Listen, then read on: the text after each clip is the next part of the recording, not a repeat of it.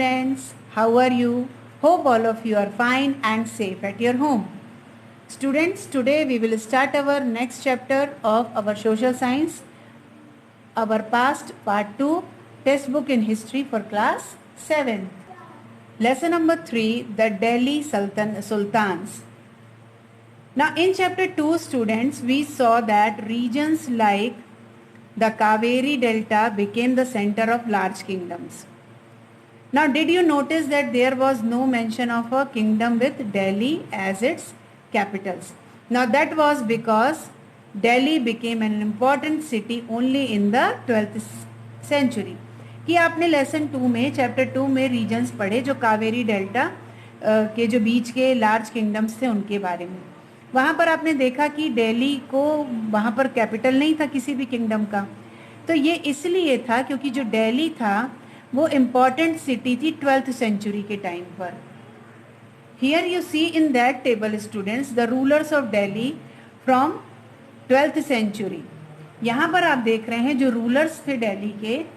First Rajput dynasty जो तोमर थे, अनंगपाल चौहान, पृथ्वीराज चौहान, वो सब अर्ली 12th सेंचुरीज में से 1165 तक तोमर्स थे, 1130 से 1145 तक अनंगपाल थे, 1165 से 1192 तक चौहान्स थे, 1175 से 1192 तक पृथ्वीराज थे.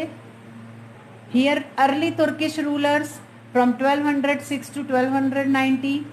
Here Khilji dynasty from 1290 to 1320. Tughlaq dynasty 1320 to 1414. Sayyid dynasty 1414 to 1451. Lodi dynasty 1451 to 1526. तो यहाँ पर आप देखेंगे स्टूडेंट कि जो दिल्ली के सुल्तान्स थे उन्होंने सिटी के बहुत बड़े एरिया में जो अब दिल्ली नाम है उसमें बहुत सारी नई नई चीज़ें बनवाई थी. जो ट्रांसफॉर्मेशन हुआ था दिल्ली का कैपिटल के रूप में, वो उस समय का इम्पोर्टेंट कमर्शियल सेंटर माना जाता था. Next point is finding out about the Delhi sultans. Delhi सुल्तानों के बारे में किस तरह से जानकारी मिलती है. तो आप ये जो पिक्चर्स देख रहे हैं, there are 4 pictures. Here you see in there are 4 pictures in 4 stages in the making of manuscript. इसमें मैन्यूस्क्रिप्ट के बारे में बताया गया है कि जो इंस्क्रिप्शंस हुआ करते थे, कॉइन्स होते थे, आर्किटेक्चर था, वो प्रोवाइड करता था बहुत सारी इंफॉर्मेशन को. स्पेशली वैल्यूएबल आर हिस्ट्रीज, तारीख जिन्हें सिंगुलर में या तारीख प्लूरल में बोला जाता है. और जो एडमिनिस्ट्रेशन की जो लैंग्वेज थी दिल्ली सल्तनत की, वो उस समय पर्सियन लैंग्वेज थी. तो यहाँ पर आप देख रहे हो कि फर्स्ट में प्रिपेयरिंग द पेपर, कागज़ बनाना, उसके बाद राइटिंग द टेक्स्ट को लिखना, फिर melting gold to highlight important words and passage, and in the 4th one preparing the binding. तो इस तरह से पूरी मैन्यूस्क्रिप्ट जो थी वो तैयार की जाती थी. तो जो ऑथर्स होते थे वो तारीख में, और ऑथर्स कौन होते थे उनके बनाने के, उनके जो सेक्रेटरीज होते थे, जो लर्नड मैन थे, एडमिनिस्ट्रेटर्स थे, पोएट्स थे, कॉर्टियर्स थे, जिनके बारे में जिनको बहुत सारे इवेंट्स जो थे वो याद थे क्योंकि वो रूलर्स को गवर्नेंस में एम्फसाइज करते थे, उनको रूल करने में हेल्प करते थे. तो इन डिटेल्स को जब एडिशनल डिटेल्स को जब माइंड में रखते हैं हम, तो सबसे पहले ये था कि जो ऑथर्स से जो तारीख को लिखते थे वो सिटीज़ में लिव्ड रहते थे और बहुत हार्डली जो था वो विलेजेस में थे.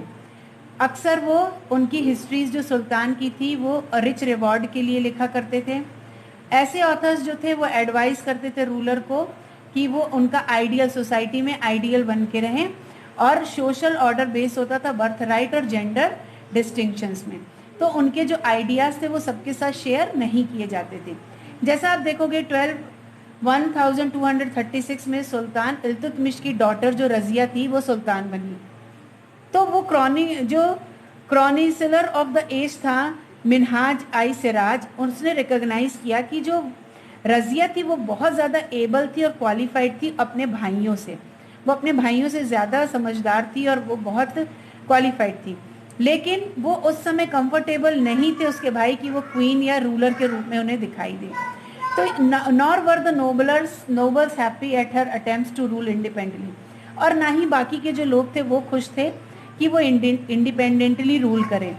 She was removed from the throne in 1240, तो उनको अपना जो थ्रोन, अपनी गद्दी थी, उससे 1240 में गद्दी को छोड़ना पड़ा। Here you see in that map, students, there are major cities captured by Shamsuddin Iltutmish. Now from garrison town to empire, the expansion of Delhi Sultanate. Now first in early 13th century, कि पहले 13वीं शताब्दी के पहले में जो control था दिल्ली का, वो सुल्तान्स के हाथ में था। तो जो फोर्टिफाइड टाउन हुआ करते थे वो गैरिसन्स के द्वारा ऑक्यूपाई किए गए थे। तो सुल्तान जो थे उसमें सेल्डम कंट्रोल था। हिंटरलैंड में जो सिटीज़ में बनाए जाते थे, डिपेंडेंट अपॉन ट्रेड, ट्रिब्यूट और प्लंडर फॉर सप्लाईज, इसके लिए। तो controlling garrison towns, garrison town student होता है एक फोर्टिफाइड सेटलमेंट विद सोल्जर्स। तो डिस्टेंट बंगाल में और सिंध में दिल्ली से ये बहुत डिफिकल्ट था कंट्रोल करना। तो रिबेलियन वॉर जो हुई थी, even bad weather could snap fragile communication routes, तो जब खराब मौसम रहता था उसके कारण भी जो ये कम्युनिकेशन रूट्स थे वो बेकार हो जाते थे। तो Delhi authority was also challenged by Mongol invasion from Afghanistan, मंगोलों ने जो अफगानिस्तान में अपना फैलाव करके रखा था, and by governors who rebelled at the sign of the sultan's weakness, और जो रिबेल होता था, जो गवर्नर्स जो थे वो जानते थे जो सुल्तान्स की वीकनेस होती थी। द सल्तनत बेयरली सर्वाइव्ड दीज चैलेंजेस, तब भी सल्तनत जो थी वो उनके चैलेंजेस के थ्रू चल रही थी।